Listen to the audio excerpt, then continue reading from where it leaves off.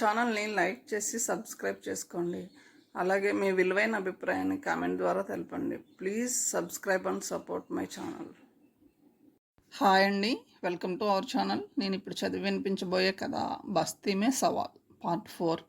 Part 3లో Parashuram Anusha తల్లో పువ్వు పెట్టడంతో రణధీర్ ఆ పువ్వును లాగి కింద పడి నలిపేస్తాడు. తర్వాత వాళ్ళిద్దరు మధ్య మాటలతో ఉక్రోషంతో ఒకరి మీద ఒకరు తిట్టుకుంటూ మాట్లాడుకుంటూ ఉండగా రామ్ స్పందించకపోవడంతో అనూష అతన్ని రెచ్చగొడుతుంది.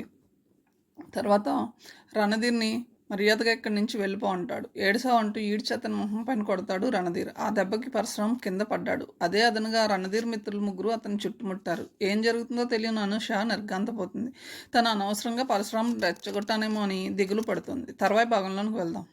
పరశురామ్ పెదమ చిట్లి రక్తం కారుతోంది. చేత్తో రక్తాన్ని తుడుచుకుని ఒకసారి వాళ్ళకేసి చూశాడు. మెల్లగా లేచి నుంచున్నాడు. అక్కడున్న ఎవరు ఊహించని రీతిలో పరశురామ్ బస్తీమే సవాల్ అంటూ గాలిలోకి ఎగిరాడు.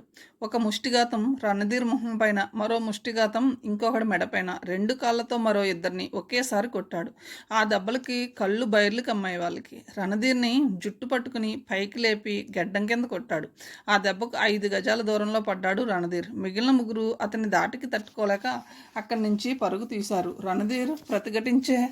రణధీర్కి ప్రతిఘటించే శక్తి పోయింది. పరశురాముడిలా విజృంభించి రణధీర్ని కొట్టుకుంటూ ఈడుస్తూ కారిడార్ దగ్గరికి లాక్కొచ్చాడు. ఆ దృశ్యాన్ని కళ్ళారా చూస్తూ అది నిజమా కళ అని దిగ్భ్రాంతిలో పడిపోయారు కాలేజీ స్టూడెంట్స్. రణధీర్ని ఎదుర్కోగల మగాడు కాలేజీలో లేడని అప్పటి వరకు అందరూ అనుకునేవారు. అనూష చెప్పు తీసుకుని రణధీర్ చెంపలపైన కొట్టింది. అది చూసి ఆడపిల్లలు కేరింతలు కొడుతూ చెప్పుల దండ కట్టి తీసుకొచ్చి రణధీర్ మెడలో వేశారు. మరోసారి పిచ్చి వేషాలు వేయకు, నిన్ను ఈ బస్తీలోనే ఉండనివ్వను అన్నాడు పరశురామ్. రణధీర్ విసురుగా అక్కడి నుంచి వెళ్ళిపోయాడు. అనూష ఆరాధనతో చూస్తూ అంది పరశురామ్తో, ఇప్పుడు ఒప్పుకుంటున్నాను, మొగాడు అంటే నువ్వే. రణధీర్ ఆపగతోనే తనని దెబ్బతీశాడని పరశురామ్ గ్రహించాడు. రణధీర్తో అతను గొడవ పడిందే అనూష కోసం. ఆమె రెచ్చగొడితేనే రణధీర్ని అతని స్నేహితుల్ని కొట్టాడు. కానీ అనూష నిజానిజాలను తెలుసుకోవడానికి ప్రయత్నించలేదు. తను చెప్పిన ఓ చిన్న అబద్ధానికే ఆమె జరిగింది నిజమని నమ్మేసింది. ఆడవాళ్ళంతే. ఉద్రేకం ఆవేశం వస్తే ఎదుటి వాళ్ళ మాటని అస్సలు వినిపించుకోరు. దానివల్ల ఉత్పన్నమయ్యే పరిణామాలకి వాళ్ళే బాధ్యులైనా దాన్ని కూడా ఎదుటి వాళ్ళపైకి నెట్టేస్తారు. వాదంతో కామంతో కళ్ళు మూసుకుపోలేదు తనకి. అలాంటి అవకాశమే కావాలనుకుంటే తనని ఊర్మిళ కాదంటుందా? అనూష నిరాకరిస్తుందా? ఆఖరికి సరస్వతి తన తప్పిదానికి పరిహారంగా తన చేతుల్లో నలిగిపోవడానికి సిద్ధపడింది. అనూష విషయంలో ఎన్నోసార్లు అవకాశం వచ్చింది, అయినా తను అడ్వాంటేజ్ తీసుకోలేదు. ఆ మాత్రం ఆలోచన లేకుండా అనూష తనని తీవ్రంగా అనుమానిస్తుంది. ఆ బాధే అతని గుండెని ముక్కలు చెక్కలు చేస్తుంది. సరస్వతి అనూష దగ్గరికి వెళ్ళి నిజం చెప్పొచ్చు, పోలీస్ కేసు ఉపసంహరించవచ్చు. కానీ తను నష్టపోయిన దానికి పరిహారం ఎవ్వరూ చెల్లించలేరు. పోగొట్టుకున్న దాన్ని తిరిగి ఎవరూ ఇవ్వలేరు. అందుకే నిశ్చయించుకున్నాడు, రణధీర్ నిజరూపాన్ని బయట పెట్టాలి. వాడి మెడలు విరగ్గొట్టి నిజాన్ని దక్కించి తను నిర్దోషినని రుజువు చేసుకోవాలి. పరశురామ్ ఉగ్రుడై ఆవేశంతో మహారుద్రుడై అడుగులు వేస్తుంటే అతను వేసే ప్రతి అడుగు భూదేవి గుండెలపైన పడుతోంది. అంత ఆవేశంలోనూ తను నిర్దోషినని రుజువు చేసుకోవాలనే తాపత్రయంతో ఉన్నాడే తప్ప కక్ష సాధింపు ధోరణి అతనిలో లేదు. రాత్రి 8 దాటింది. వీధి దీపాలు అక్కడొకటి వెలుగుతున్నాయి. చలిగాలి రివ్వున వేస్తుంది. పరశురామ్ వడివడిగా నడుస్తున్నాడు. ఆ సందు చివర ఇంట్లో అద్దె గదుల్లోనే ఉంటున్నాడు రణధీర్, అతని మిత్రులు. రణధీర్ మామ ఎమ్మెల్యే గారి ఇల్లు ఎప్పుడు బిజీగా ఉండడం చేత తన కార్యకలాపాలకి అడ్డంకి ఉండకూడదని స్నేహితులతో కలిసి ఉంటున్నాడు. గేటు తీసుకుని మెల్లగా లోపలికి అడుగుపెట్టాడు పరశురామ్. తలుపులు మూసి ఉన్నాయి. తలుపు నెట్టబోయిన వాడల్లా లోపల నుంచి కేరింతలు, కేకలు, నవ్వులు వినపడడంతో ఆగిపోయి కిటికీలోంచి తొంగి చూశాడు. రణధీర్, అతని స్నేహితులు గోవిందు, రెడ్డి, ప్రభు, గొట్టం సాయిలు, పాండు ఉన్నారు గదిలో. వాళ్ళు చాప మీద కూర్చుని మందు కొడుతున్నారు. ఎదురుగా తినుబండారాలు పెట్టుకుని మధ్యలో తింటున్నారు. అందరూ ఒకే చోట ఉన్నారు. నా వెధవలు అనుకున్నాడు పరశురామ్. ఎంతైనా నీ గొప్పతనం మరోడికి రాదుగురు పొగిడాడు రెడ్డి రణధీర్ని. రణధీర్ పెళ్ళమని నవ్వాడు. మనం కొట్టేది చావు దెబ్బ రెడ్డి, అది తెలియక మనతో దెబ్బతింటారు తెలియని సన్నాసులు. నువ్వేం చెప్పు, కానీ నీ ప్లాన్ అమోఘం గురువా, లేకపోతే వాడు నిన్ను కుక్కని కొట్టినట్లు కొడతాడా? గొట్టం సాయలు తాగుతున్న మైకంలో వాగుతున్నాడు. అంత అవమానం చేసినందుకే ఆ నాయాల్ని జైల్లోకి తోయించాడు మన గురుడు. అంచేత ఈ మందు మరో రౌండ్ మొదలుపెట్టే ముందు గురూజీకి ఓసారి జై కొట్టండి అన్నాడు పాండు. పరశురాం గారిని పోలీసులు కైమా కొట్టారట్రా. గోవిందు కిసుక్కున నవ్వాడు. లేకపోతే మన అలా పిచ్చ కొట్టుడు కొడితే విడిచిపెడతామా ప్రభు అన్నాడు. అసలు వాడిని చూసి పిచ్చి వెధవ అనుకునేవాడిని. ఒంటరిగా కూర్చొని పేకాడుకుంటుంటే ఏదో మబ్బుగాళ్లే అనుకున్నాను రా. కానీ నా నడుము విరగ్గొట్టాడు. వాడిని విడిచిపెట్టకుండా రోస్ట్ చేయించండి రా బాబు. గొట్టం సాయిలు ఏడుపు మొదలెట్టాడు. ఇది మా మామ తెలివిరా ఫూల్. ప్లాన్ అయింది, దాన్ని ఆచరణలో మనం పెట్టాం. లేకపోతే నేను కన్నేసిన అనూష ఆఫ్టర్ అల్గాడైన ఆ పరశురాంని ప్రేమించడమా? దాని ముందు వాడు నన్ను కొట్టడమా? అందుకే చెప్తున్నాను, వాడు బతికి బట్టకట్టలేడు, కట్టనివ్వను అన్నాడు రణధీర్ కటువుగా. గోవిందు పగలబడి నవ్వాడు. ప్రేమికుల బంధాన్ని తెంపేశావుగా. అనూష ఖచ్చితంగా వాడిని కొట్టేస్తుంది. రణధీర్ వెకిలిగా నవ్వాడు. మామ పోలీస్ స్టేషన్కి ఫోన్ చేస్తాడు, లేకపోతే ఇన్స్పెక్టర్ని ఇంటికి పిలిపించి చెప్తాడు. పరశురాం గారి శవం రేపు ఈ పాటికి రైలు కట్టపైన పడి ఉంటుంది. ఆ శవం మీద నుంచి రైలు వెళ్తుంది. తునాతునకలైపోయిన వాడి శరీరాన్ని చూసి ఆత్మహత్య చేసుకున్నాడు అనుకుంటారు. రణధీర్ గ్లాసులో విస్కీని ఎత్తి ఒకేసారి తాగేశాడు. పాండు ఆ మాటలకి గుడ్లు తేలేశాడు. బాప్రే, మనిషిని లేపేయడమే. గుండెపైన చేయి వేసుకున్నాడు Pandu. He's deserved for the award. లేకపోతే పాత పేక ముక్కలతో ఆడుకునే బేవర్స్ నా కొడుకు నా అనూషతో తిరగడమా? ఇప్పుడు వాడి మొహం చూసే నాదుడే లేడరా పాండు. ఇంకా మొహం చూసే పనే ఉందిరా సాల్తీనే లేపేస్తున్నప్పుడు. గోవిందు ఇకిలించాడు. రణధీర్ మరో పెగ్ విస్కీని గ్లాసులో వేసుకుని ఫ్లాస్క్లోంచి ఐస్ ముక్కల్ని వేశాడు. సోడా పోయినా అడిగాడు ప్రభు. అవసరం లేదు, ఆ పరశురామ గాడి రక్తాన్ని కలుపుకొని తాగుతాను. చెప్పుల దండ నా మెడలో పడిన తర్వాత వాడిని క్షమించే ప్రసక్తే లేదు. చీమని చిటికిన వేలితో నలిపినట్లు నలిపేస్తాను. సిగరెట్ వెలిగించాడు. పరశురాం గారిని సెపరేట్ చేసినంత మాత్రం చేత అనూష నీకెలా దక్కుతుంది అడిగాడు రెడ్డి. దక్కాలి, అది రూలు అన్నాడు రణధీర్. అంటే నేను ఎమ్మెల్యే గారి మేనల్ని, రాజు తలుచుకుంటే దెబ్బలకి కొరవ అంతే అన్నాడు హేళనగా రణధీర్. కానీ ఈలోగా మన రాక్షసకాండ అనూషకు తెలిసి నిన్ను కొడితే అడిగాడు పాండు. ఎలా తెలుస్తుంది? తెలీదు అన్నాడు గట్టి నమ్మకంతో. సరస్వతి చెప్తే అడిగాడు గొట్టం సాయలు. చెప్పదు. అంత నమ్మకం పనికిరాదు గురువా. మొన్న నీకు భయపడి మనం ఆడించినట్లు ఆడింది. రేపు పరశురాం గారు బయటకు వచ్చి దాన్ని బెదిరిస్తే నా ప్లాన్ ప్రకారం వాడి శవమే పోలీస్ స్టేషన్ నుంచి బయటకు వస్తుంది. ఒకవేళ సరస్వతి ఈ విషయాన్ని బయట పెడితే తప్పదు, దానికి పడకసీను. ఎంత అదృష్టవంతుడివో, ఇంతమందితో శోభనం.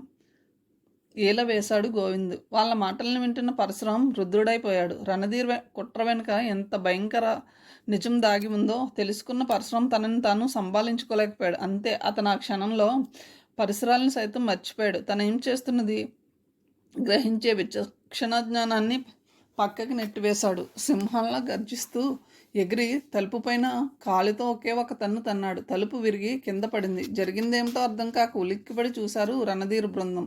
గుమ్మానికి అడ్డంగా సింహంలా నిలబడి ఉన్న పరశురాంను చూసి నిర్ఘాంతపోయాడు రణధీర్. నువ్వా? తేరుకుంటూ అడిగాడు. పరశురాం గుమ్మానికి రెండు వైపులా చేతులు చాచి నిలబడి అన్నాడు. నీ కుటిల రాజకీయానికి తెరవేయడానికి నిన్ను యమపురికి పంపడానికి వచ్చిన పరశురాముండ్రా. దమ్ముంటే చేతనైతే ఇక్కడి నుంచి తప్పించుకుని బయటికి పారిపోండి, వదిలేస్తాను. లేదా యముడి దర్శనార్థం పోవడానికి సిద్ధపడండి అన్నాడు. గోవింద్ పెద్దగా ఏడుస్తూ, పరశురాం, ఇందులో నాకేమీ సంబంధం లేదు. మందు పోస్తుంటే తాగుతున్నాను. ఎలాగూ వచ్చావు, కంపెనీ కోసం 2 పెగ్గలు తీసుకో, నన్ను విడిచిపెట్టే అని ముందుకు వచ్చాడు. పో బయటికి అన్నాడు పరశురాం. దొరికిన అవకాశానికి మురిసిపోతూ బయటకు పరిగెత్తి, ఒరే మీరు కూడా నాలాగే వచ్చేయండి, పరశురాముడిది అసలే జాలిగుండె అని అరిచాడు గోవింద్.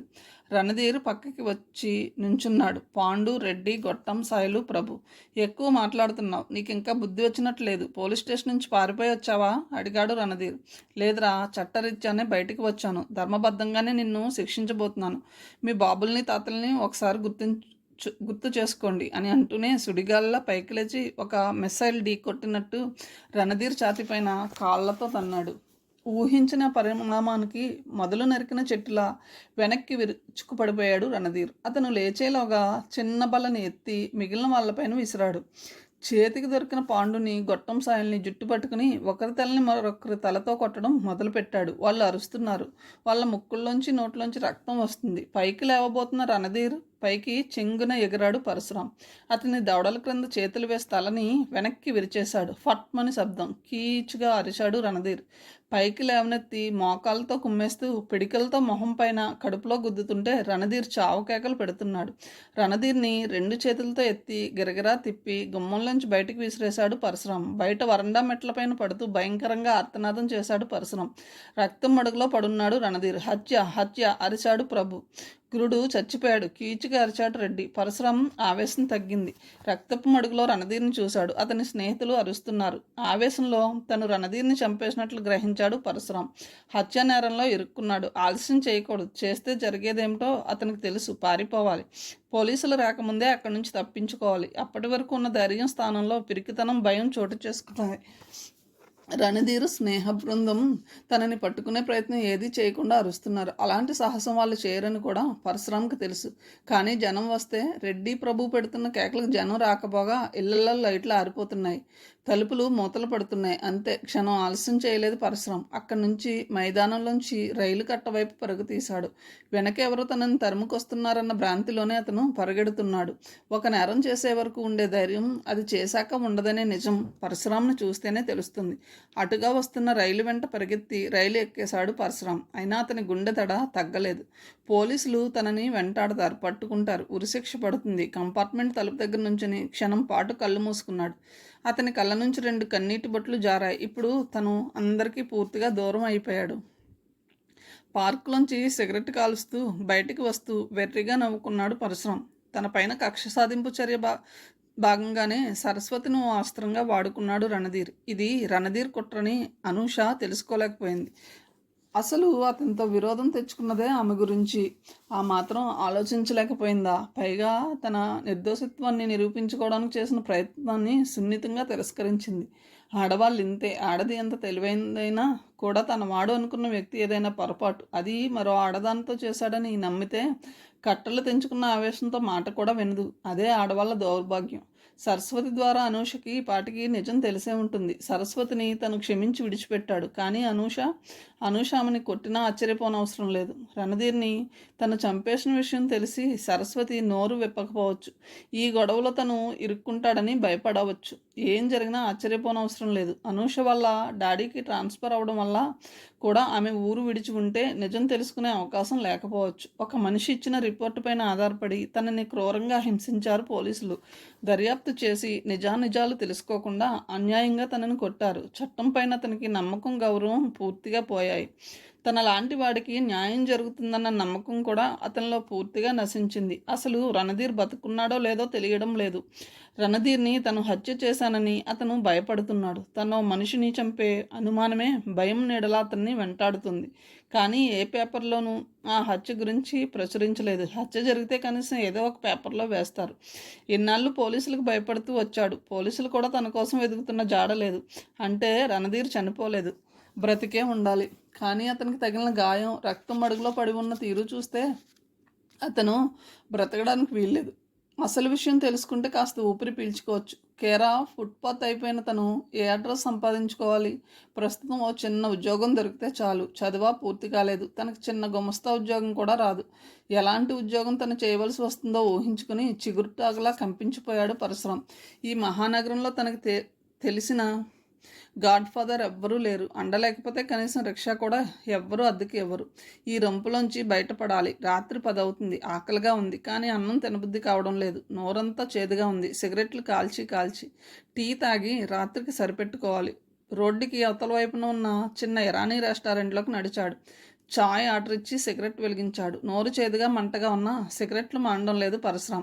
ఛాయ్ తాగుతూ ఆలోచిస్తున్నాడు. నందిని మాట వినకుండా తను పొరపాటు చేశాడా?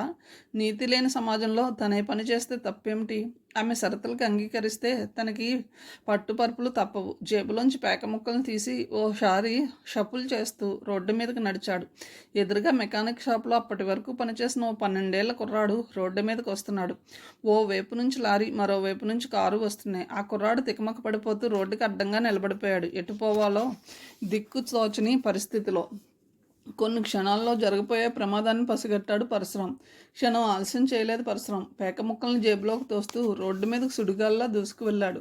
లారీ బ్రేకులు కీచుమని శబ్దం చేశాయి. కారు పెద్ద శబ్దం చేస్తూ ఆగింది. అప్పటికే పరశురాం ఆ కుర్రాన్ని రోడ్డు పక్కకి విసిరేశాడు. కానీ బానెట్ తగిలి పరశురాం రోడ్డు చివర ఎగిరిపడ్డాడు. కారు బ్యానెట్ తగిలి పరశురాం రోడ్డు చివర ఎగిరిపడ్డాడు. ఒక్కసారిగా జనం మూగారు. పరశురాం అతి సాహసంతో ఆ పసివాడి ప్రాణాలను కాపాడడం చూసిన వాళ్ళు అతన్ని అభినందించారు. పరశురాం కాళ్ళు చేతులు చిన్న గాయాలతో కీరుకుపోయాయి. పెద్ద ప్రమాదమే తప్పిపోయింది అన్నారు ఎవరో. సాహసం చేశాడు కానీ ప్రాణం మీదకు తెచ్చుకునేవాడే ఇంకెవరో అన్నారు. ముందు డాక్టర్ దగ్గరికి వెళ్ళండి ఎవరిదో సలహా. లారీ డ్రైవర్ని కారు డ్రైవర్ని పట్టుకున్నారు జనం. వాళ్ళు తప్పు లేదని వాదిస్తున్నారు. కొందరు తిడుతున్నారు, మరికొందరు రాజీకి ప్రయత్నిస్తున్నారు. ఇంతలో పేట పెద్ద వచ్చి సర్ది చెప్పడంతో కారుని లారీని విడిచిపెట్టారు జనం. కాళ్ళు చేతులు విదిలించి దెబ్బలు తగిలిన చోట కర్చీఫ్తో తుడుచుకుంటున్నాడు పరశురాం. అన్నా, దెబ్బ బాగా తగిలిందా? ఆ ప్రశ్నకు తలెత్తి చూశాడు పరశురాం. ఎదురుగా కుర్రాడు. జనం ఎవరిదారిని వాళ్ళు వెళ్ళిపోయారు. నా కోసం నువ్వు చచ్చిపోయేవాడివి కాస్తుంటే ఆ పసివాడి కళ్ళల్లో నీరు తిరుగుతోంది. ఆ పసివాడి కళ్ళల్లో నీరు, మొహంలో అమాయకత్వం, మాటల్లో ఆవేదనని పరశురాం అర్థం చేసుకున్నాడు. కళ్ళ కపటం తెలియని పసివయసు వాడిది. కానీ వాడిలో కనిపిస్తున్న మానవత్వం ఖరీదు వెలకట్టలేనిది. అందుకేనేమో పసివాళ్ళు దేవుళ్ళతో సమానం అంటారు. నన్ను కొడతావా అడిగాడు వాడు. పరశురాం ప్రసన్నంగా చూశాడు. నువ్వేం తప్పు చేసావని కొడతాన్రా అన్నాడు. నా మూలంగా నీకు దెబ్బలు తగిలాయి. పరశురాం వాడి భుజం పైన తట్టాడు. ఓ ఘోరం జరుగుతుందని ఏమాత్రం తెలిసినా మనిషి అయినా వాడెవడైనా దాన్ని ఆపడానికి ప్రయత్నిస్తాడు కన్నా అన్నాడు పరశురాం. ఆ కుర్రాడు ఆశ్చర్యంగా చూశాడు. నా పేరు నీకెలా తెలుసు అడిగాడు. నీ పేరేమిటి? కన్నయ్య. మంచి పేరు కన్నయ్య. నీకు దెబ్బలు తగిలాయా? పద డాక్టర్ దగ్గరికి వెళ్దాం అన్నాడు కన్నయ్య. ఎన్నో నీతులు అభినందనలు పలికిన జనం ఎవరిదారిన వాళ్ళు వెళ్ళిపోయారు. ఈ మాత్రానికే డాక్టర్ ఎందుకు? వద్దులే. కన్నయ్య పరశురాంని పరీక్షగా చూశాడు. మాసిపోయిన బట్టలు, చెదిరిన జుట్టు. డబ్బులు లేవా అడిగాడు. డాక్టర్కి ఇచ్చే అన్ని డబ్బులు లేకపోవచ్చు అన్నాడు పరశురాం. అంటే డాక్టర్ అవసరం ఉందనే కదా తెలివిగా అడిగాడు కన్నయ్య. వాడు చాలా తెలివైన వాడని గ్రహించాడు పరశురాం. లేనితనం పేదరికంతో వాడు తన పొట్ట తాను పోషించుకోవడానికి ఆ వయసులోనే మెకానిక్ పని నేర్చుకుంటున్నాడు. అదే చదువుకోగలిగితే భవిష్యత్తులో కన్నయ్య ఓ మేధావి అయ్యే అవకాశం ఎంతైనా ఉంది. తను చూస్తుంది కన్నయ్య ఒకడినే, కానీ ఈ దేశంలో ఇలాంటి కన్నయ్యలు ఎందరో. అయినంట పుడితే ఆ వయసు పిల్లలు ఎంత ఆదరణ ప్రేమకి నోచుకుంటారో పరశురాంకి తెలుసు. పక్క వీధిలో డాక్టర్ గారు ఉన్నారన్నా, మన గిరాకీనే ఆయనకి చూపెడదాం అన్నాడు కన్నయ్య. కన్నయ్యతో పాటు నడిచాడు పరశురాం. కన్నయ్య అడుగులో అడుగు వేస్తుంటే పసిపిల్లవాడిలా అతన్ని అనుసరించాడు పరశురాం. డాక్టర్కి కన్నయ్య జరిగింది వివరించి చెప్పాడు. డాక్టర్ పరశురాం చేతులకి కాళ్ళకి అయిన గాయాలకి మందు రాసి ఇంజెక్షన్ చేశాడు. కొన్ని మందు బిళ్ళలు ఇచ్చాడు. మీ ఫీజు అన్నాడు మెల్లగా పరశురాం. డాక్టర్ అతని భుజం పైన చేత్తో తట్టి చిన్నగా నవ్వి, కన్నయ్యని కాపాడడం కోసం నువ్వు రిస్క్ చేశావు. నీ దగ్గర ఫీజు ఎలా తీసుకుంటాను? అవసరం లేదు అన్నాడు. Thanks doctor. పరశురాం కృతజ్ఞతతో అన్నాడు. బయటకు వచ్చాక ఇక నువ్వు వెళ్ళు కన్నా, జాగ్రత్త హెచ్చరించాడు పరశురాం. కన్నయ్య పరశురాం మొహంలోకి చూశాడు. నీ మాటలు వింటుంటే ఇక్కడి వాళ్ళ లేవు. నువ్వెక్కడికి వెళ్ళాలన్నా? మరోసారి వాడు తెలివికి ఆశ్చర్యం పొందాడు పరశురాం. తెలీదురా, కేర్ ఆఫ్ రోడ్డు అన్నాడు. నీకెవరూ లేరా? లేరు. పాపం. పరశురాం నవ్వాడు చిన్నగా. పాపం చేసుకున్న వాళ్ళందరికీ దూరం అవుతారా కన్నా? నన్ను అందరూ వదిలేశారు. ఇప్పుడు ఎలా? పైకి అని కాస్త ఆలోచించి పోని మా ఇంటికి వచ్చేయి అన్నాడు. మీ ఇంటికా? అవును, మా బస్తీకి పోదాం. మీ వాళ్ళు ఊరుకుంటారా అనుమానంగా అడిగాడు. నాకు అమ్మ ఒక్కతే ఉంది. నువ్వు నన్ను కాపాడావని తెలిస్తే అమ్మ ఎంతో సంతోషిస్తుందన్నా. తల దాచుకోవడానికి ఓ చోటు. కన్నయ్యతో వెళ్ళడానికి నిశ్చయించుకున్నాడు పరశురాం. ఎక్కడ మీ ఇల్లు? దగ్గరే, పద వెళ్దాం అన్నాడు పరశురాం. తన మాట విని పరశురాం తనతో వస్తున్నందుకు కన్నయ్య పొంగిపోయాడు. ఇద్దరూ నడుస్తున్నారు. నువ్వు చదువుకోకుండా ఈ పని ఎందుకు చేస్తున్నావు? అందరూ పల్లకి ఎక్కితే మోసేది ఎవరన్నా? చదువుకోవాలంటే పైసలు కావాలి కదా. నీకు జీతం ఎంత? రోజు 5 రూపాయలు ఇస్తారు. 5? అదే ఎక్కువ అంటాడు వానరు. పైన చిన్న చిన్న టిప్పులు దొరుకుతాయిలే. రాత్రి ఈ సమయం వరకు చేస్తావా పని? పొద్దున్నే 8 కల్లా వస్తాను. జాలి వేసింది పరశురాంకి. మీ అయ్య లేడా? నాన్న లేడు, అమ్మ ఒక్కతే ఉంది. మీ అమ్మ కూడా పనిచేస్తుందా? కన్నయ్య గొంతు బొంగురిపోయింది. అంటే నీ జీతం పైన నువ్వు మీ అమ్మ జీవించాలన్నమాట. అమ్మను నేను కాకపోతే ఎవరు చూస్తారన్నా? ఆ మాటలతో పరశురాంకి వాడిపైన వాత్సల్యం రెట్టింపైంది. ఒకే మాటలో పెట్టి నడిపిస్తున్నావు, ఇంకెంత దూరం అడిగాడు. ఇంకెంతన్నా, మనం వచ్చినంత దూరం ఉంటుంది. పరశురాం అదిరిపడ్డాడు. దరిదాపు అప్పటికే 3 కిలోమీటర్ల దూరం నడిచారు. రోజు నడిచే వెళ్తావా? నడిచే వెళ్తాను. బస్సులో వెళ్తే పైసలు చాలద్దు. కన్నయ్య పైన ఎక్కడలేని జాలి కలిగింది. వయసుకు మించిన జ్ఞానం వాడికి ఉంది. తన దగ్గరే డబ్బుంటే వాడిని బడిలో పెట్టి చదివించేవాడు. ఈ దేశానికి పట్టిన దౌర్భాగ్యమే అదేమో. ఎంతమంది ఇంటలెక్చువల్స్ ఇలా అడుగంటిపోతున్నారో. ఇదే మా బస్తీ అన్నాడు కన్నయ్య. వెన్నెల వెలుగులో చూశాడు పరీక్షగా. చిన్న చిన్న ఇల్లు, మట్టి గోడలతో, కొన్ని ఇటుకలతో, కొన్ని రెల్లుతో, కొన్ని కట్టబడిన ఇల్లు. అవన్నీ ప్రభుత్వ స్థలాలను ఆక్రమించి కట్టుకున్న ఇళ్ళని పరశురాం గ్రహించాడు. కొన్ని ఇళ్ల ముందు జనం కూర్చొని ముచ్చట్లు చెప్పుకుంటున్నారు. రచ్చబండలో ఉన్న పెద్ద మర్రి చెట్టు కింద కూర్చొని కొందరు తాగి పాటలు పాడుకుంటున్నారు. మా బస్తీ ఎప్పుడు సందడిగానే ఉంటుందన్నా అన్నాడు కన్నయ్య. పరశురాం మాట్లాడలేదు. అదిగో అదే మన ఇల్లు అన్నాడు కన్నయ్య తిరిగి. కన్నయ్యతో పాటు పరశురాం ఆ బస్తీలో అడుగుపెట్టాడు. ఆ బస్తీ ప్రవేశం అతని జీవితాన్ని మరో గొప్ప మలుపు తిప్పబోతుందని అతనికి ఆ క్షణంలో తెలీదు. అమ్మా అని పిలిచాడు కన్నయ్య. 40 సంవత్సరాల స్త్రీ తలుపు తీసింది. కన్నయ్య, ఆలస్యం అయిందేరా. ఆమె తడుముకుంటూ నడుస్తుంటే పరశురాం నిర్గంతపోయాడు. ఆమె అందురాలు.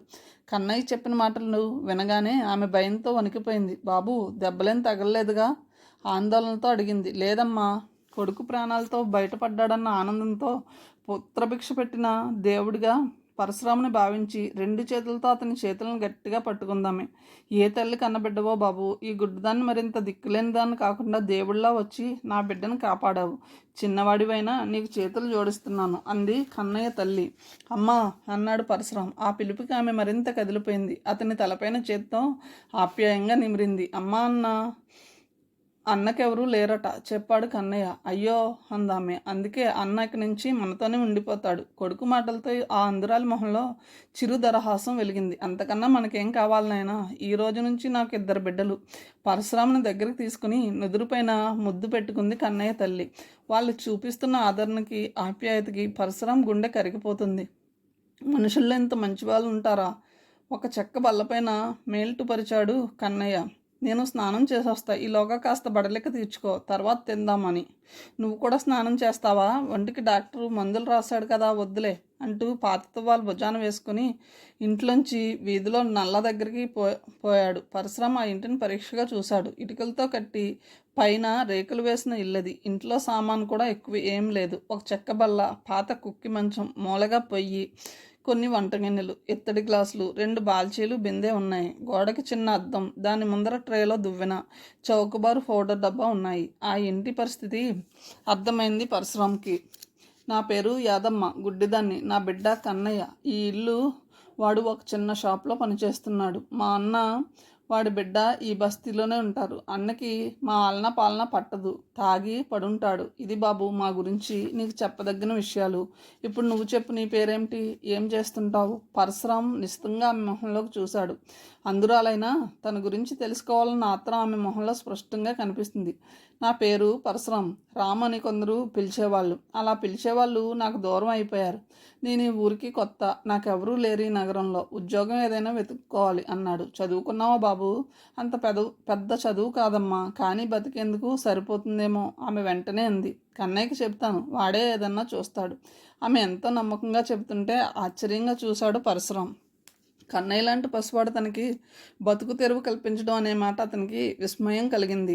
ఆమె తనని కూడా కన్నయ్యతోటి వాడనుకుంటుందా అన్న అనుమానం కూడా అతనికి కలగకపోలేదు. కానీ తన కొడుకును స్థాయిలో ఆలోచించుకుంటూ వాడు ఇతరులకు కూడా ఉద్యోగం ఇప్పించగల ఎత్తులో ఉన్నాడన్న ఆమె నమ్మకానికి మాత్రం ముగ్ధుడైపోయాడు పరశురాం. కన్నయ్య స్నానం చేస్తూ వాళ్ళతో తల తుడుచుకుంటూ వచ్చాడు. అన్నం తిందామా అడిగాడు. నాకు ఆకలిగా లేదు చెప్పాడు పరశురాం. కన్నయ్య నవ్వాడు. సరిపోదని కదూ, ఉన్నదంతా ఈ పూటకు సరిపెట్టుకుందాం కన్నా, యాదమ్మ అంది. మరో మాట పడకు బాబు. ఈ రోజు నుంచి నువ్వు నా అనే చెప్పాను. దేవుళ్ళ వచ్చి నువ్వు కన్నయ్యని కాపాడకపోతే ఈ పాటికి నేను కూడా గుండె పగిలి చచ్చిపోయేదాన్ని. ఆమె గొంతు వణుకుతుంది. ప్రపంచం ఎంత చిత్రమైంది. ఉన్నవాడు ఎంగిలి చేయి వదిలించడానికి భయపడతాడు, తన సర్వ సంపదలు తరిగిపోతాయని. కానీ లేనివాడు మరో లేనివాడికి చేరదీసి ఆదరిస్తాడు. లేమి మనుషుల మధ్య స్నేహాన్ని, ప్రేమని పెంచుతుంది. కలిమి మనుషుల్ని దూరంగానే ఉంచుతుంది. యాదమ్మ గుడ్డిది, ఆమె పని చేయలేదు. ఆమె ఒక్క కొడుకు కన్నయ్య మెకానిక్ షాప్లో పనిచేస్తే రోజు గిట్టేది 5 రూపాయలు, మహా వస్తే టిప్పుల రూపంలో 2 రూపాయలు. ఆ డబ్బులతో 2 ప్రాణాలు నిలవాలి. ఇప్పుడు తన భారం వాళ్ళ పైన పడుతుంది, కానీ తన మీద పడబోతున్న భారం గురించి ఆ తల్లి కానీ ఆ కొడుకు కానీ ఆలోచించడం లేదు. ఉన్నదాన్ని సరిపెట్టుకోవాలి, తృప్తి చెందాలి అనే వాళ్ళ భావన అతన్ని మరింత చేరువయ్యేలా చేసింది. నేను ఏదైనా పని చూసుకుని వెళ్ళిపోతానమ్మా అన్నాడు పరశురాం. అతని మాటలకి యాదమ్మ మొహం అప్రసన్నంగా మారిపోయింది. మేము నీకు నచ్చలేదా పరశురాం బాబు? అది కాదమ్మా. అమ్మ అంటున్నావు, ఇంకా ఈ అమ్మని పరాయిదానిగానే భావిస్తున్నావా బిడ్డ? పరశురాం కళ్ళల్లో నీళ్లు గిర్రున తిరిగింది. తనకి అమ్మలేదు, నాన్నలేడు. తల్లి తండ్రిలా పెంచిన మావయ్య ఇంట్లోంచి వెళ్ళగొట్టాడు. ఇప్పుడు నిస్సహాయురాలు అందన గుడ్డిది అయిన యాదమ్మ నిస్సహాయ స్థితిలో ఉన్న తనని బిడ్డగా స్వీకరిస్తుంది. మీ పరిస్థితి తెలిసిన వాడిని కాబట్టి నేను మీకు భారం కాకూడదని అన్నానమ్మా అన్నాడు పరశురాం. యాదమ్మ నవ్వింది. ఎంత చెట్టుకు అంత గాలి బిడ్డ. నా రెండో బిడ్డ ఉంటే భారమని గెంటేసేదన్నా చెప్పు. కన్నయ్య 2 సత్తు పొలాలను తీసుకొచ్చాడు. బయటకెళ్ళి 2 నిమిషాల తర్వాత ఆకు తీసుకువచ్చాడు. గిన్నెలో అన్నాన్ని ముగ్గురికి సమానంగా పెట్టి తిను అన్నాడు. మిరపకాయ పచ్చడితో అన్నాన్ని కలుపుతూ అడిగాడు పరశురాం. వంట ఎవరు చేస్తారు? నేను చేస్తాను బాబు, అలవాటైపోయింది. వీడ రెక్కలు ముక్కలు చేసుకుని వస్తాడు. వెళ్ళేవేళ వచ్చేవేళ చూడాలి కదా. తల్లి పట్ల కొడుకు పట్ల తల్లికి గల ప్రేమానురాగాలను చూస్తుంటే పరశురాంకి జీవితంలో తను ఎంత పోగొట్టుకుంది అర్థమైంది. తింటున్నవాడల్లా ఆగిపోయాడు. శరీరంలోని రక్తం ఒక్కసారిగా మొహంలోకి పొంగిపోయింది. పళ్ళు పట్టపట్టమని కొరికాడు. అన్నా ఏమైంది? కంగారుగా అడిగాడు కన్నయ్య. పరశురాం ఈ లోకంలో పడ్డాడు. క్షణం పాటు కళ్ళు మూసుకుని తెరిచాడు. ఏం లేదు కన్నా, నాకు అన్నం తినాలని లేదురా, కానీ నీ రెక్కల కష్టంతో సంపాదించిన ఈ మెతుకుల్ని నేను వదిలిపెట్టలేకపోతున్నాను, అందుకే తింటున్నాను కళ్ళు తుడుచుకుంటూ అన్నాడు పరశురాం. అన్నకి ఏదన్నా ఉద్యోగం చూసి పెట్టరా అంది యాదమ్మ. కన్నయ్య తల్లికేసి గొప్పగా చూశాడు. ఉద్యోగాలు చెట్టుకు కాస్తున్నాయా? అయినా అన్నకేం చేతొచ్చునని చేస్తాడు? పరశురాం కళ్ళెత్తి కన్నయ్యకేసి చూశాడు. నీలానే ఏదన్నా అంది యాదమ్మ. నా పని అన్న వల్ల ఏమవుతుందమ్మా? బళ్ళు తొడవాలి, పని వాళ్ళకి సామాన్లు అందివ్వాలి, ఛాయ్ తెచ్చి పెట్టాలి. నేను చేసేది ఉద్యోగమా అమ్మా? అన్న గొప్ప పని చేయాలి. వాడి కళ్ళు మెరుస్తున్నాయి ఆ మాటలు అంటుంటే. గొప్ప ఉద్యోగం నాకు ఎవరిస్తారా అన్నాడు పరశురాం. ముందు ఎంప్లాయ్మెంట్ ఆఫీస్లో పేరు నమోదు చేసుకో, తర్వాత చూద్దామంటున్నావు. నీకు ఎవరైనా తెలుసా? తెలీదు. తెలిసినోడి కోసం తిరుగుదాం. వాడి మాటలకు నవ్వాడు పరశురాం. పేరు నమోదు చేసుకుంటే ఉద్యోగం వచ్చే రోజులా ఇవి? పైగా తగిన క్వాలిఫికేషన్ కూడా లేదు తనకి. భోజనం అయ్యాక బల్ల మీద కూర్చొని సిగరెట్ వెలిగించి పేక ముక్కలను పరిచి ఆడడం మొదలుపెట్టాడు పరశురాం. కన్నయ్య గిన్నెలు సర్ది తల్లి పడుకున్నాక పరశురాం దగ్గరికి వచ్చాడు. నీకు పేకాట బాగా వచ్చా? ఏదో, నా మరదలు కూడా బాగా ఆడుతుందన్నా అన్నాడు కన్నయ్య. పరశురాం ఆశ్చర్యంగా చూశాడు. మరదల? అవును, మామ కూతురు. ఈ బస్తీలో ఉంటుంది. పేక ముక్కలు పట్టుకుంటే ఫటఫటలాడించేస్తుంది. పరశురాం వాడి మాటలను పెద్దగా పట్టించుకోలేదు. బళ్ళమించి లేచి గుమ్మంలోకి వెళ్ళి నుంచుని చూశాడు. రచ్చబండ పైన కింద చాలామంది పడుకున్నారు. పుచ్చ పువ్వులంటూ వెన్నెల, చల్లని గాలి. నేను అక్కడ పడుకుంటాను అన్నాడు పరశురాం. నా జాగా కూడా అక్కడే, పద అని 2 దుప్పట్లు పట్టుకుని తలుపు గొల్లెం పెట్టి పరశురాంతో పాటు రచ్చబండ దగ్గరికి నడిచాడు కన్నయ్య. రచ్చబండ పైన కొంత జాగా ఖాళీగా ఉండడం చూసి అడిగాడు పరశురాం. ఇక్కడ ఎంతమంది పడుకున్నారు, మరి ఈ జాగాని విడిచిపెట్టేశారేమని. కన్నయ్య గర్వంగా చూశాడు. ఇది నా జాగా, అందుకే ఇక్కడ ఎవరు పడుకోరు. ఓహో, అదొకటుందా? బస్తీ అంటేనే అంత. రోజు ఎవరెక్కడ చేరతారో అక్కడే చేరాలి. ఇక్కడ మనుషులు నమ్మితే ప్రాణం ఇస్తారన్నా, లేకపోతే బయటికి తరిమి కొడతారు. పరశురాం పక్కనే పడుకుంటూ చెప్పాడు కన్నయ్య. మీ బస్తీ బాగుంది అన్నాడు పరశురాం. పగలంతా వ్యాపారాలకు పోయి సాయంత్రానికి బస్తీ చేరతారు జనం. ఇక సాయంత్రం అంటే కుష్ భలేగా ఉంటుందిలే. ఆ కుష్ ఏమిటో రేపు చూస్తాగా నవ్వాడు పరశురాం. నేను పొద్దున్నే పనిలోకి వెళ్ళిపోతా. నీ ఇష్టం వచ్చినంతసేపు పడుకో, నేను చెప్తాలే. నిన్ను ఇక్కడ పడుకున్నందుకు ఎవ్వరూ ఏమీ అనరు. అలాగే సాయంత్రం నేను త్వరగా వచ్చేస్తా. కుష్ అన్నాడు కన్నయ్య. సిగరెట్ వెలిగించి మర్రి చెట్టు ఆవుల మధ్య నుంచి కనిపిస్తున్న చంద్రుడి వంక చూస్తూ పడుకున్నాడు పరశురాం. అసలే అలసిపోయి ఉన్నాడేమో. చల్లని గాలికి మగతగా నిద్ర ముంచుకొచ్చేసింది. చుట్టూ ఏదో కలకలం, మాటలు వినపడుతున్నాయి. కళ్ళు తెరిచాడు పరశురాం. బాగా పొద్దెక్కిపోయింది. తన చుట్టూ జనం, ఆడా మగ, చిన్న పెద్ద. వాళ్ళు తనను ఎందుకు చూస్తున్నారో అర్థం కాక కంగారుగా లేచి నిలబడ్డాడు పరశురాం. ఎదురుగా వయ్యారంగా నుంచుని జడను ముందుకేసుకుని చేతితో గిరగిరా తిప్పుతూ తన వంకే చూస్తున్న అమ్మాయిని చూసి ఉలిక్కిపడ్డాడు పరశురాం. అప్రయత్నంగా అన్నాడు, బస్తీమే సవాల్. అతని మొహంలోకి చూసి అప్పటి వరకు ఒలకబోసిన వయ్యారాన్ని అప్పుడే విడిచిపెట్టి కంగారుగా పరుగు తీసింది రాణి. అది చూసి చుట్టూ మోగిన జనం అయోమయంలో పడిపోయారు. వయ్యారంగా నడుము తిప్పుకుంటూ వచ్చి, అత్త ఏం చేస్తున్నావు అడిగింది రాణి. రాణి వచ్చావా తల్లి, ఇటొచ్చి కూర్చో అంది యాదమ్మ మంచం మీద నుంచి లేచి కూర్చుంటూ. రాణి అటు ఇటు చూస్తూ లోపలికి వచ్చింది. ఆమె కళ్ళు ఎవరి కోసమే వెతుకుతున్నాయి. ఏంటి పొద్దున్నే వచ్చావు అడిగింది యాదమ్మ. కన్నయ్య ఏడి? పనిలోకి పోయాడు. రాణి పావడా సర్దుకుని కూర్చుని ఓ కాలు ఊపుతూ, కన్నయ్య బావని కారు కింద పడబోతుంటే ఎవడో పోటుగాడు వచ్చి రక్షించాడటగా. చెట్టు కింద పడుకున్నాడంటే అందరం పోయి చూసొచ్చాం. బస్తీలో జనం చెట్టుగాడ కొత్త మనిషిని ఎవరని అడిగితే విషయం నేనే చెప్పానులే. ఇంతకీ రామయ్య బాబుని చూసావా? యాదమ్మ మొహంలో ఆనందాన్ని చూసి నవ్వుతుంది రాణి. చూసాలే, సోడా బుడ్డి మొహం. మూతి తిప్పింది రాణి. యాదమ్మ మాటలకు చిన్నపోతుంటే, అదేమిటి దొరబాబులా ఉన్నాడని అందరూ అంటుంటే కళ్ళెట్టుకునే చూసావా? ఆ కళ్ళతోనే చూసా. నీకంటే కళ్ళు లేవు కాబట్టి తెలియదు. నీ మీద ఒట్టు. సున్ని పెడతలా ఉన్నాడు. నన్ను అడిగితే ఇట్టంటోళ్ళని నమ్మకూడదు. మేనకోడని మాటలకు నవ్వింది యాదమ్మ. మనిషి ఎలా ఉంటే నాకెందుకు? మా బతుకులు నిలబెట్టాడు. నమ్మకం మాట అంటావా? నా దగ్గర ఏమన్నా సొమ్ముంటే వాడు ఎత్తుకుపోతాడు అనుకోవచ్చు. ముసలిమండిని. కన్నయ్య పసివాడు. నీ ఉద్దేశం నాకేమీ అర్థం కావడం లేదు అంది రాణి మేనత్త మనసులో అతనిపైన ఇంకేం అభిప్రాయం ఉందో తెలుసుకోవాలని. రామయ్య బాబు ఒంటరివాడేనట. అతనికి ఎవరూ లేరు. వాడిక్కడే ఉంటాడు. రాణి ఆశ్చర్యంతో కళ్ళు పెద్దవి చేసి చూసింది. ఇక్కడ? అవును, వాడు నిన్న రాత్రి నుంచే నా పెద్ద కొడుకు అనుకున్నాను. నీకు పెద్ద బావ. మేనత్త మాటలకి రాణి మనసు పులకరించింది. అదే సమయంలో గుమ్మంలోకి వచ్చి తనను చూసి చూడనట్టుగా గుమ్మం పక్కకు తప్పుకున్న పరశురామును చూసింది రాణి. దాంతో అతన్ని ఓ ఆట ఆడించాలనుకుంది. తను చూసిందప్పుడే కానీ నిజానికి అతను తన వెనకే వచ్చి బయట నిలబడి తన మాటలన్నీ విన్నాడని రాణికి తెలియదు. అడ్డమైన వాళ్ళని బావా బావా అని పిల్లడానికి నాకు సిగ్గులేదనుకున్నావా? మా కన్నయ్య నా బావ, బుచ్చి బావ అంది క్రీగంట గుమ్మం కేసి చూస్తూ. నోటుకొచ్చిందల్లా వాగకే పిల్ల. రామయ్య నా బిడ్డని చెప్పాను. అడ్డమైనవాడు కాదు. ఈ బస్తీలో మనందరితో కలిసి ఉంటాడు యాదమ్మ గర్వంగా చెప్పింది. నీ ఇష్టం. ఎవరూ లేరంటే నమ్మేదెలా? దొంగోదోరో మనకు తెలీదు.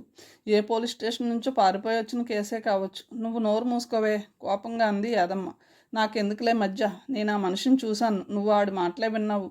అసలే ఇంతింత మాత్రం సంసారం ఇది. కన్నయ్య తెచ్చే డబ్బులతో ఈ సాల్తీని ఎక్కడ పోషించగలవు? అంతకంటే ఓ ఏనుగుని పెంచుకో.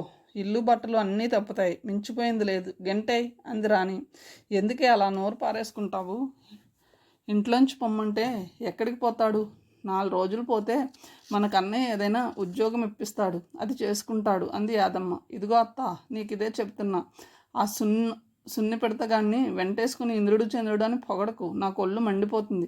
నా కంటికి పాత గేడిలా కనిపించాడు. ఆ పైన నీ ఇష్టం. నాకైతే కష్టపడి పనిచేసేవాళ్ళలా కనిపించడం లేదు. యాదమ్మ చిన్నగా నవ్వింది. నీకు ఇష్టం లేకపోతే రావడం మానేవే. రామయ్య కేడి అయినా దొరబాబు అయినా వాడు నాకు దేవుడు. నాకు పేగు తెంచుకు పుట్టకపోయినా వాడే నా పెద్ద బిడ్డ.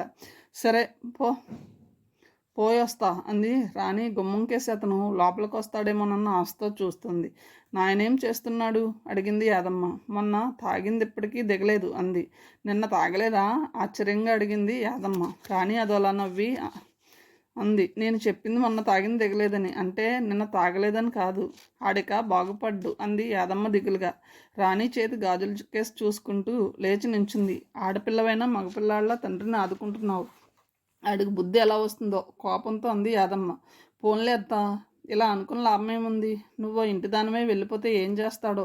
రెండూ జరిగేవి కాదు. అటు నాన్న తాగడం మాండు, నాకు పెళ్ళి జరగదు అని పరశురామం తొంగి చూడడం గమనించి అంది. ఏ మొగుడు లేని దానికి మేనత్త కొడుకే దిక్కన్నట్టు ఇక కన్నయ్యగాడు పెద్దయ్యాక ఆయన చేసుకుంటాను. మేనకోడల మాటలకి యాదమ్మ గుమ్మనంగా నవ్వుకుంది. నేను వెళ్తున్నా. నీ చుట్టం కొడుక్కి నేను కూర పట్టుకొస్తాను. పొయ్యి మీద అన్నం పెట్టుకో చాలు అంది రాణి. ఏం కూర తెస్తావే? కోడికూర అని గుమ్మాన్ని సమీపిస్తూ మొహానికి కోడికూర ఒకటే తక్కువ అంది. అక్కడ అతనున్న ఉనికి తనకి తెలియనట్టే కూనిరాగం తీస్తూ జడని ముందుకేసుకుని గుమ్మంలోంచి బయటకు వచ్చింది. పరశురాం గబాల్న ఆమె చేయి పట్టుకున్నాడు. అతన్ని అప్పుడే చూసినట్టు గింజుకోవడానికి ప్రయత్నిస్తూ, ఏంటిది? ఆడది కనబడగానే చెయ్యి పట్టుకోవడం నీకు అలవాటా? కోపం నటించింది రాణి. దాంతో ఆమె రెండో చేతిని కూడా గట్టిగా పట్టుకున్నాడు పరశురాం. చెయ్యదులు, లేకపోతే అరుస్తాను. ఏమని అరుస్తావు? అత్తయ్య ఈ మనిషి నన్ను రేపు చేస్తున్నాడని గుసగుసగా ఉంది. అదేమిటి అరవకుండా నా చెవిలో చెబుతున్నావు? చెయ్యమంటావా ఏమిటి? కళ్ళు తెప్పుతూ అడిగింది. రేపు కాదు, రేపు అనాలి సవరించింది రాణి. వాటి గురించి బాగా తెలుసు అనుకుంటాం. చీపాడు పోనీ కదా అని ఊరుకుంటే ఏంటిది? చెయ్యొదులు. పరశురాం పట్టుని మరింత బిగించాడు. ప్రస్తుతం నీ చేతులు మాత్రమే పట్టుకున్నాను, లేకపోతే ఏం పట్టుకుంటావేంటి? అతన్ని వెనక్కి తోయబోయింది. కాళ్ళు మాత్రం కాదు, అతనికి ఆమె ఎవరో పూర్తి వివరాలు తెలిసిపోయినాయి. కన్నయ్య తన మరదలు పేకాట బాగా ఆడుతుందని చెప్పినప్పుడు తను దానికి అంత ప్రాముఖ్యతనివ్వలేదు. ఆ మరదలు కిలాడీనే అని ఇప్పుడే తెలిసింది. ఆ పట్టుకునేదేదో అదే పట్టుకోవచ్చుగా, అంత కోరికగా ఉందా ఆటిని రాని? ఆ రోజంటూ వస్తే మాత్రం ఓవర్ ఆయిల్ చేసి సర్వీసింగ్ చేస్తాను. నీ మొహం చెయ్యాలి సర్వీసింగ్. మాలిస్లు సర్వీసింగ్లు సంగతలా ఉంచు, జేబులో పైసలు లేవు, నా డబ్బు నాకు ఇవ్వు అన్నాడు. ఆమె ఆశ్చర్యంగా చూసింది. డబ్బా? ఏ డబ్బు? ఎదురు ప్రశ్న వేసింది. నీ జిత్తులు నాకు తెలుసు, వేషాలు లేకుండా ఆ రోజు నీ దగ్గర నేను ప్యాకెట్లో గెలిచిన మొత్తాన్ని నాకు ఇవ్వు. నాకేం తెలీదు, ఎవరిని చూసి ఎవరనుకుంటున్నావో. నేనైతే కాదు, చేతిని గుంజుకుంటూ అంది రాణి. మనిషి నీ ఒక్కసారి చూస్తే లక్షల మందిలో ఉన్న గుర్తుపడతాను నేను. ఈ పరుగు రాయి పట్టు ఉడుము పట్టు అన్నాడు అతను గంభీరంగా. కాదని చెప్పండల్లా. దేన్నో చూసి నన్ను అనుకుంటే ఎలా? ఇంకా నయం, పెళ్ళైనట్లేదు, లేకపోతే కనపడని దానిలా నా పెళ్ళామే అనేవాడివి. టోకరా కొట్టకు, డంకా ఫలాస్ అయిపోతావు. నీ సబ్బుబిళ్ళ మొహాన్ని నేను మర్చిపోయాను అనుకుంటున్నావా? నాది సబ్బుబిళ్ళ మొహమా? రుద్దుకుంటావా? రుద్దుకోవడం కాదు, నా సొమ్ము నాకు ఇవ్వకపోతే ఉతుక్కుంటాను. ఏమిటా గలీజు మాటలు? కోపంతో అంది రాణి. గలీజు మాటలే, ఇంకా బూతులొచ్చి నాకు. సోడా బుడ్డు మొహం గడిని, సున్నపు పెడతని, పాతకేడిని, పోలీస్ స్టేషన్ నుంచి పారిపోయి వచ్చిన దొంగని. నా సొమ్ము 1000 రూపాయలు నాకు ఇవ్వకపోతే ఏం చేస్తానో తెలుసా? ఏం చేస్తావు? విసురుగా అడిగింది. పరశురం పక్కముక్కని నవ్వేశాడు. దొరికిపోయావే చిలకరూపేట చిలకమ్మ. ఏం చేస్తావని ప్రశ్నించడంలోనే నువ్వు నాకు సొమ్ము ఇవ్వాలన్న విషయాన్ని ఒప్పుకున్నావు. ఇప్పుడు చెప్తాను విన్ను. నిన్ను రూపాయికో ముద్దు చొప్పున ముద్దు పెట్టుకుంటాను. 1000 ముద్దులా? గుడ్. 1000 రూపాయలని కూడా ఒప్పేసుకున్నావు. రాణి వయ్యారం వలకబోస్తోంది. ఊరికే నా మీద విరుచుకుపడుతున్నావు. నాకు తెలీదు, నువ్వంటే నాకెంతో ఇష్టం. విరుచుకుపడితే మాత్రం నష్టమేమిటి? ఇష్టమే అంటున్నావుగా. అబ్బా, ఆ ఇష్టం వేరు. మాట తప్పించుకు, డబ్బు సంగతి మాట్లాడు అన్నాడు అతను. ఇప్పుడు లేవయ్యా, ఆ డబ్బుతో చీర కొనుక్కున్నా. నాన్నకి సారాకి 100 ఖర్చయింది. ఇంట్లో సరుకులు తెచ్చాను. మిగిలిన మస్తాన్గాడి కమిషన్ తీసుకున్నాడు.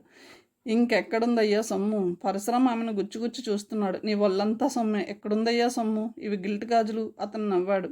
అర్ధనగ్నంగా బయటికి పొందిన ఆమెను చూసుకో అన్నాడు సైగ చేస్తూ. ఒకసారి గుండెలకేసి చూసుకుని పమిట సరి చేసుకుని, నువ్వు నిజంగా దొంగవే అది అంది చేతుల్లో మొహాన్ని కప్పేసుకుంటూ. చెప్పు, సొమ్ము ఎలా ఇస్తావు?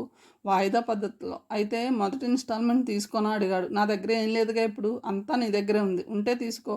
అతను ముందుకు వంగి ఆమెని ముద్దు పెట్టుకోబోతున్నట్టు నటించాడు. అమ్మో, ఈ సొమ్మును మాత్రం ఇవ్వను అంటూ గబుక్కును కిందకి జారిపోయింది రాణి.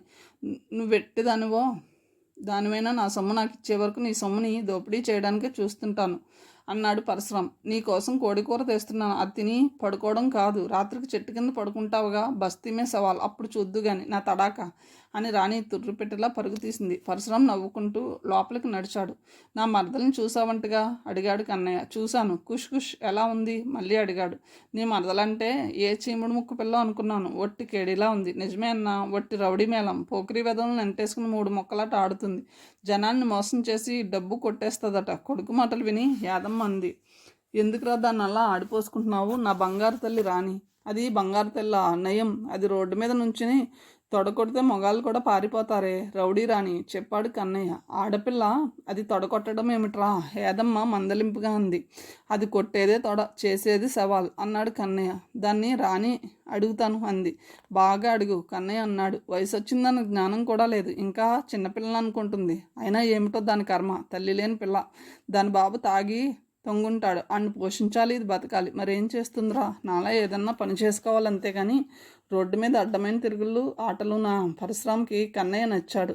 చిన్నవాడైనా వాడికి గల పరిజ్ఞానానికి అచ్చరి పొందాడు. ఫోన్లే, దాని చావేదా చేస్తోంది, మీకెందుకు ఊరుకోండి అంది. ఈ కోడికూర ఎక్కడిది అడిగాడు కన్నయ్య. అదే తెచ్చింది నీ అన్న కోసం. కన్నయ్య నవ్వాడు. కుష్ కోడికూరతో అతని అన్నని బుట్టలో వేసుకుందన్నమాట. నేనేమీ నీ మరదల బుట్టలో పడలేదురా కన్నా, ఏదో తెచ్చింది తిన్నాను. కోడికూరకే పడిపోతాను అనుకున్నావా? నాకేం తెలుసన్నా, అది మాయలాడి. నీకు తెలియకుండా నిన్ను ఏ పకోడీకో అమ్మేస్తుంది అన్నాడు కన్నయ్య. ఎందుకురా నీకు అదంటే అంత కోపం? ఏదమ్మ తిరిగి అంది. కోపం కాదే, దాని గురించి అన్నకి తెలియాలి కదా, అందుకని చెప్పాను. సరే ఇక పోయి పడుకోండి అంది యాదమ్మ. ఆ రోజు చెప్పినట్టుగానే కన్నయ్య త్వరగా వచ్చాడు. పగల బస్తీలో వాతావరణం గమనించి ఆకలింపు చేసుకున్నాడు పరశురాం. యాదమ్మ ఇంట్లో ఉంటున్నట్టు అందరికీ తెలిసిపోయింది. కాస్త చదువుకున్నవాడు తమ బస్తీలోకి వచ్చి తమ ఇళ్ల మధ్య ఉంటున్నాడని కొందరు ఆశ్చర్యపడ్డారు, మరి కొందరు మెచ్చుకున్నారు. ఏదైనా గుడ్డిదానికి ఓ అండ దొరికిందని సంతోషించారు. బస్తీలో జనం వ్యాపారాలు చేసుకుంటారు. కూరలు, పళ్ళు, సీజనల్ వ్యాపారాలు చేస్తుంటారు వాళ్ళు. పగలంతా వ్యాపారం, రాత్రి ఆడ మగ పిల్లలు అందరూ కలిసి ఉత్సాహంగా ఆడుతూ పాడుతూ గడుపుతారు. మధ్యాహ్నం రాణి కూర పట్టుకొచ్చింది. రాణితో ముచ్చట్లు చెప్పుకోవాలన్నా యాదమ్మ ఇంట్లో ఉన్నందున మాట్లాడలేదు. ఆ రోజంతా రాణి ఆ ఇంటి ముందు తచ్చాడుతూనే ఉంది. గజ్జల గుర్రంలా నిమిషం ఖాళీగా ఉండదు అనుకున్నాడు అతను. బయట గుమ్మం దగ్గర నిలబడి అడిగాడు, లోపలికి రావచ్చుగా, ఇంటి చుట్టూ ప్రదక్షిణాలు చేస్తున్నావని. నిన్ను చూస్తుంటే ఎవడో సినిమా హీరో గుర్తొస్తున్నాడు, మళ్ళీ మళ్ళీ చూడాలనిపించి అంది. ఊరికే చూస్తే ఏమొస్తుంది? రాణి కిసుక్కున నవ్వింది. రాత్రి నీ పని పడతాను అన్నట్టుగా చేత్తో సైగ చేసి తుర్రున వెళ్ళిపోయింది. పడుకున్నాక ఏం ప్రమాదం తెచ్చిపెడుతుందో రాక్షసి అనుకున్నాడు పరశురాం. రాణి ఏం చేసినా తనకేం భయం లేదు, కానీ బస్తీ జనంతో ఏ మాట వస్తుందో అనే సందేహం. రా అన్నా పోదాం అన్నాడు కన్నయ్య. చెట్టు కింద నేను పడుకోను రా, చెట్టు మీద దెయ్యం ఉందని చెప్పింది మరదలు. నాకు అసలే దెయ్యాలంటే భయం అన్నాడు పరశురాం. కన్నయ్య ఆశ్చర్యంగా చూశాడు. దెయ్యమా? ఇవాళ నుంచి నేను ఆ చెట్టు కిందే పడుకుంటున్నాను, ఒక్కసారి నాకు కనపడలేదు, ఇన్నాళ్ళయింది. అసలు దెయ్యం ఎలా ఉంటుందన్నా? కన్నయ్య మాటలు పరశురాం నవ్వుకున్నాడు. నీ మరదలు? నిజమే, అదే ఓ దెయ్యం. అది నిన్ను బెదిరించడానికి ఉంటుంది. అయినా నీకెందుకు భయం? నేనున్నానుగా, మనం చెట్టుగట్టు పైన పడుకుంటాం, కింద చుట్టూ జనం ఉంటారు. పరశురాం ఆలోచించినట్టు నటించి, నాకు తెలియదబ్బాయి, ఏదైనా గొడవ జరిగితే నీదే బాధ్యత, తల్లికి చెప్పి పరశురాంతో బయటికి వచ్చాడు కన్నయ్య. అప్పటికే పక్కలు పరుచుకొని పడుకున్నారు బస్తీ జనం కొందరు. ఇద్దరు ముగ్గురు అక్కడికి కాస్త దూరంలో చిన్న తబలా పట్టుకుని వాయిస్తూ గాన కచేరీ చేస్తున్నారు. కన్నయ్య పక్క బట్టలు పరిచాక గట్టు మీద కూర్చుని సిగరెట్ వెలిగించాడు పరశురాం. అతను పేక ముక్కలు తీసి ఆడుతుంటే కన్నయ్య చూస్తూ కూర్చున్నాడు. పడుకోవా అడిగాడు కన్నయ్య. పరశురాం ఆ చెట్టుపైకి చూస్తూ, నువ్వెన్నన్నా చెప్పు, ఈ చెట్టు మీద దెయ్యం ఉంది అన్నాడు పరశురాం. కన్నయ్య పగలబడి నవ్వేసి, దెయ్యాలు మనలాంటి వాళ్ళ జోలికి రావన్నా, మనం అప్పు అడుగుతామని వాటికి భయం. అలా అని నీకెవరు చెప్పారా? మా షెడ్డులో పనిచేసే రాజేశ్వరాచారి, అతను కనపడిన వాళ్ళందరినీ అప్పు అడుగుతుంటాడు. ఇలాగే దెయ్యం మాట వస్తే మా వానర్ అన్నాడు, మన రాజేశ్వర ఆచారికి దెయ్యం కనిపిస్తే అప్పు అడుగుతాడని. అప్పుడు అతడు అన్నాడు, అందుకే దెయ్యాలు నాకు కనపడవని. పరశురాం నవ్వుతుంటే కన్నయ్య అన్నాడు, పొద్దున్నే లేవాలని నేను పడుకుంటా అన్నాడు. పరశురాం చుట్టూ చూసి పడుకుని దుప్పటి కప్పుకున్నాడు. చల్లగాలికి అతనికి కూడా వెంటనే నిద్ర పట్టేసింది. ఎంతసేపు అయిందో కానీ మధ్యలో ఉలిక్కిపడి కళ్ళు తెరిచి చూశాడు పరశురాం. తన పక్కలో ఎవరో ఉన్నారు. చేత్తో తడిమాడు. మెత్తగా తగులుతుంది వల్లు. చేతికి శరీరం తగిలిన తీరును బట్టి ఆడమనిషి అయి ఉండాలి అనుకున్నాడు పరశురాం. బస్తీమే సవాల్ అతని చెవిలో గుసగుసగా వినపడింది. ఏయ్, ఏమిటిది? కోపంగా లేవబోయాడు. ముందులే అన్నాడు. ఉష్, గట్టిగా మాట్లాడుకు, బస్తీ జనం చూస్తే నీకు గుండు కొట్టి సున్నం వేస్తారు. ఇలా మగవాడి పక్కలోకి వచ్చి పడుకోవడానికి సిగ్గులేదు నీకు? రాణి కిసుక్కుని అతని చెవిని కొరికింది. ఏ, నీ పక్కలో పడుకోకూడదా? అయినా ఆడపిల్లలే మగాడి పక్కలో పడుకోకపోతే అమ్మమ్మ పక్కలో పడుకుంటుందనుకుంటున్నావా? సరసం కూడా తెలియదు పిచ్చి తండ్రికి. నీ మొహం, ఇక్కడి నుంచి పోవా కసిరాడు. రాణి అతని మొహంలో మొహం పెట్టి తన పాదంతో అతని పాదాన్ని రాస్తూ మోకాలి వరకు పాదాన్ని పాకించింది. ఆమె ఊపిరి వెచ్చగా అతని మొహానికి తగులుతోంది. తన ఒంట్లో ఏదో మార్పు రావడాన్ని పరశురాం గమనించాడు. నేను గట్టిగా అరిచానంటే నీకు బడత పూజ తప్పదు, చేయించుకుంటావా? అతన్ని పట్టుకుంది. తనని ఏడిపించడానికి పంతానికి ఆమె వచ్చిందని పరశురాంకి తెలుసు. ఆమెని ఎదురుదెబ్బ తీయడానికి సమాయత్తమయ్యాడు. అవసరం లేదు, నేనే నీకు చెప్తా అన్నాడు. ఏం చేస్తావు? ముద్దుగా అడిగింది అతని జుత్తులోకి చేతివేళ్ళను పోనిచ్చి. తలతో అతని తలని ఢీకొడుతూ. చేయాల్సిందే చేస్తాను. అబ్బా, కొంచెం దగ్గరగా జరుగు, ఎవరైనా చూస్తే ఇద్దరం కనపడిపోతాం. అతనికి మరింత దగ్గరగా తనే జరిగింది రాణి. అతని వంటికి ఆమె పూర్తిగా తగులుతుంది. పక్కకి తిరగబోయాడు. అతని భుజం పైన చెయ్యి వేసి అతని ప్రయత్నాన్ని ఆపి, ఏమిటి ఆడపిల్లలా గిలగిల ఆడిపోతావు? బస్తీమే సవాల్. ఇప్పుడు బంతి నా దగ్గరుంది. సొమ్ము కావాలా నాయనా? సొమ్ము ఇస్తానుండు. అతని ఛాతీపైన వెంట్రుకను పట్టుకుని లాగడం మొదలుపెట్టింది. చురుచురులాడుతుంది అతనికి. నువ్వేం చేసినా సొమ్ముని మాత్రం వసూలు చేస్తాను అన్నాడు. ఆమె నవ్వింది. సొమ్ము ఇద్దామనే వచ్చాను, చేతనైతే తీసుకుపో. అతని మీసాన్ని పట్టుకుంది. ఇదా సమయం అన్నాడు. ఇలాంటప్పుడు కాకపోతే ఎలా వసూలు చేసుకోగలవు? కోటా వసూలుకి ఛాన్స్ ఇచ్చాను. నీ ఓపిక మరి. కోటా ఏమిటి? ఆమె మొహంలోకి చూస్తూ అడిగింది. 1000 ముద్దులని చెప్పావుగా. నీ ఓపిక చూద్దామని బాకీ తీర్చాలని వచ్చాను. కానీ ఓ కండిషన్ కూడా ఉంది అంది రాణి. ఏమిటి? అడిగాడు. లెక్క ఎక్కడ తప్పితే అక్కడి నుంచి మళ్ళీ లెక్క ప్రారంభం అవుతుంది. అదెలా? ఇచ్చేదానికి ఒప్పుకున్నప్పుడు పుచ్చుకోవడానికి నీకు లేకపోతే నువ్వేం మగాడివి? వడ్డీతో సహా వసూలు చేసుకో చేతనైతే. తన మోచేత్తో అతని తొడపైన గట్టిగా నొక్కింది రాణి. రాణి నడుము మీద చేవేసి గబుక్కున దగ్గరికి లాక్కున్నాడు. అలాంటి చర్యకి ఆమె ఉలిక్కిపడింది. తేరుకుని అంది. ఏయ్, ఏదో తగులుతుంది. మగాడి పక్కలో దూరితే ఏదో ఒకటి తగలకుండా ఉంటుందా? చీ, ఇంతవరకు వచ్చాక ఇంకా చీలుండవు. చేతిని ఆమె నడుము మీదకి నుంచి గుండెల మీదకి పాకించబోయాడు పరశురాం. అక్కడ బాంబులున్నాయి, జాగ్రత్త, చిరుకోపంతో అంది. ఆమె చెంపలకు చెంపని ఆనించి రుద్దుకుంటూ అన్నాడు. నాకేం భయం లేదు. బాంబులతో ఆడుకోవడం నాకు చాలా ఇష్టం అన్నాడు. అతని చేతిని విదిరించి కొట్టింది రాణి. నాకు పిచ్చి లేపొద్దు అందామె. నాకు పిచ్చి లేచింది. ఇద్దరి పరిస్థితి అదే అయితే ప్రసార సమాప్తి అవుతుంది. ఆమె పాదం పైన పాదంతో రాసి మెల్లగా పావడాన్ని మోకాళ్ళ పైకి జరపడం మొదలుపెట్టాడు. ఆమె కాలికి పిక్కలు నున్నగా బలంగా తగులుతున్నాయి. అతనికి కింద నుంచి కాలి పిక్కను వత్తుతూ నీ ఒళ్ళు బంగారంతో చేసినట్టుంది అన్నాడు. లేకపోతే సలిమిడితో చేసిందనుకున్నావా? చేయి తొడపై పడింది. ఒక్కసారి ఒళ్ళు జలధరించినట్టయింది. ఏమిటి పిచ్చి పనులు అంది. పిచ్చివాడిని చేసి పిచ్చి పనులంటే ఎలా తల్లి? నాకు పూర్తిగా పిచ్చి లేస్తుంది అన్నాడు పరశురాం. లేస్తే ఇలా చేయాలా? కోపంగా అంది రాణి. ఆడించాలి, లేకపోతే నిద్ర పట్టదు. ఆట మొదలు పెడదామా? ఆమె పట్టును సరదాగా రాస్తూ అడిగాడు. ఆమె అతని చేతిని విసిరికొట్టింది. నేనేమన్నా నీకు మేనత్త కూతుర్ని అనుకున్నావా, లేక నీ పెళ్ళాన్ని అనుకున్నావా? ఊరికే తడిమేస్తున్నావు. చెయ్యి విరిగిపోతుంది. విరిగినా నీ నడుము విరగకుండా చూసుకో. నేను అసలే బండవాడిని. అరుస్తాను. అరువు, నీ పరువే పోద్ది. ఈ బస్తీలో ఉండాల్సిన దానివి. నేను నా దారిని పోతాను. నిన్ను చిత్రి పట్టించేస్తాను ఉక్రోషంగా అంది రాణి. పరశురాం ఆమె ముక్కుని అటు ఇటు ఆడించాడు. సాన పెడతావో చిత్రి పడతావో నీ ఇష్టం. నిన్ను మాత్రం విడిచిపెట్టను. తెల్లార్లు నిన్ను వాటేసుకుని పడుకుంటాను. నేను కన్నయ్య ఇక్కడ పడుకుంటామని అందరికీ తెలుసు. నువ్వే నా పక్కలోకి వచ్చి పడుకున్నావని చెప్తే జనం నమ్ముతారు. చూస్తాను. ఆఖరికి మనం చేసుకుని ఉంటామని అనుకుంటారు. నువ్వేం చేస్తావో ఎలా వెళ్తావో నీ ఇష్టం. ఆమె నడుం చుట్టూ చేయి వేసి ఓ కాలు నా మీద వేశాడు. తను ఇరుక్కుపోయినట్టు అర్థమైంది రాణికి. అతని ముక్కుని కొరికేసింది. పరశురాం నవ్వాడు. నీ ఇష్టం వచ్చిన చోట కొరుక్కో. మీద నుంచి కాలు తీ. దున్నపోతు కాలేసినట్టుగా ఉంది. అయితే దున్నపోతు పక్కలో కూడా దూరావన్నమాట.